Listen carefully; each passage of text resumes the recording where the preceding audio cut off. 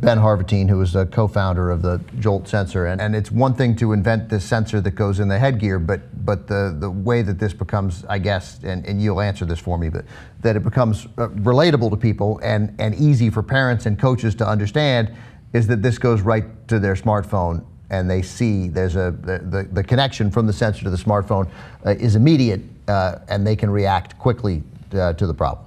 Absolutely, and that's one of the most important aspects of this is, you know, you've got the sensor, but it's capturing all of this really useful data, and we felt that it was important to really do something with that.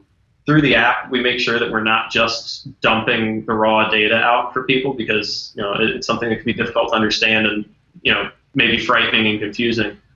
So we're working hard to make sure that all of the data that we present is very simple, understandable, and actionable, so that, you know, parents and coaches, you know, don't really have a shadow of doubt in their mind as to, you know, what has happened and what they need to be doing in their next steps. Ben, how long were you in the hospital? The first day was overnight, and I actually had a couple weeks after the concussion, I was blacking out, hitting my head, so I ended up back in the hospital for the better part of a week after that. And again, your thought is, and I presume probably backed up by your doctors, that if you'd come out immediately at the beginning, then that second visit to the hospital may not even happen, and you don't even suffer the symptoms that you suffered by continuing to play. Right, absolutely. Yeah, I mean, that felt like it was sort of the pivotal moment for me, thinking back, was when I knew I was dizzy, I knew something didn't feel quite right, and I kept playing. And you know, it's easy when you're an athlete out there on the field. You just want to keep playing, and it's easy to rationalize, you know, oh, I probably just feel bad because I'm dehydrated or something. Yeah.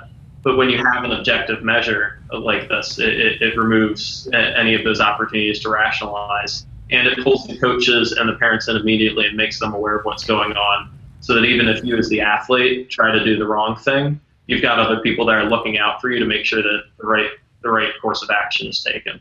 And and as I mentioned at the beginning, and Francis, you know this, you played college soccer recently. It's not just that you think, oh, nothing's wrong with me. It's this thought that if there is something wrong with me, that it suggests a degree of weakness. Yeah, absolutely. And when you're in, as Ben is talking about, when you've got that adrenaline of the game and you're so involved in it, then it's kind of hard to listen to anyone else. Even I've been involved when physios and coaches are like, okay, enough is enough. Like you're obviously. No one in America knows what physios are. Physios is trainers. It's a technical term for physiotherapist. I'll school you on that later. But the fact is that when you're actually involved in the game, as you know, Ben, with your wrestling, is like you're so focused on it, and if you come out, as Ben said, it senses an idea of weakness.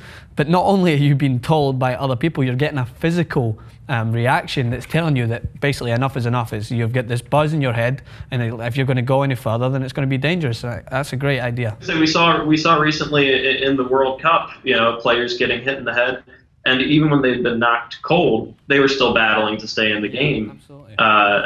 You know, you want to stay out there.